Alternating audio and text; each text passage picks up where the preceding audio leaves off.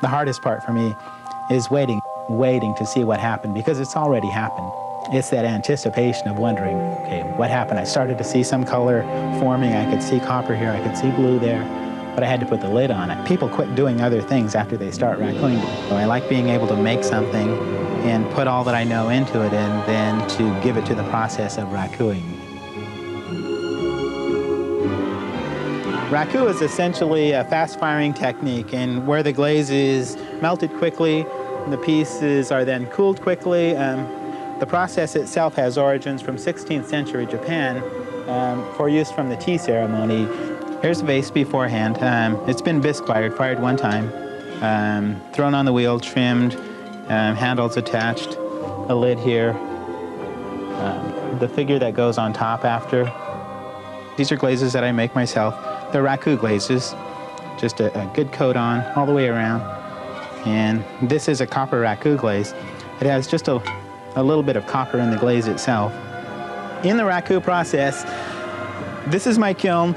The pieces are heated up in here. It takes about 30 minutes to get to about 1900 degrees and are then pulled out. I have tongs and gloves. It'll go into this container, just a garbage can with newspapers in it. Pieces are so hot, it'll catch the newspapers or anything on fire, sawdust, whatever you use. Hey, the lid's put on. It smokes up like crazy. Metallics are drawn to the surface through the process of starving it from oxygen by putting the lid on. And 10 minutes later, I just plunge it straight into the water to cool it off, and then I can, a minute later, just pick it up and hold it.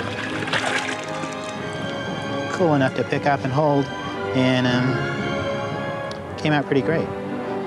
So, all one glaze, just depending upon where the flame had hit it, where the oxygen had hit it out. On this finished piece, it's been Raku fired. Where the bright color is, it's been oil painted. I just don't put glaze there.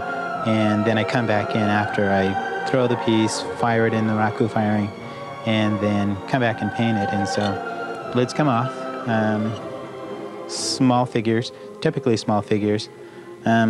Started a series of these pieces after seeing a show in San Francisco of works from Teotihuacan, Mexico. But I don't want it to just be glitzy. I don't want it to be plain. It just sort of has to be comfortable. I can tell if it was a colder day, a warmer day, if I was patient, if I wasn't.